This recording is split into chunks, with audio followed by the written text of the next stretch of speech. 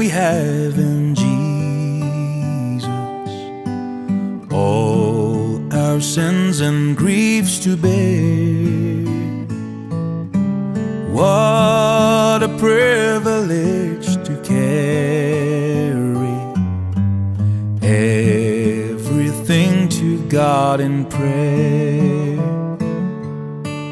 Oh, what peace we often forfeit.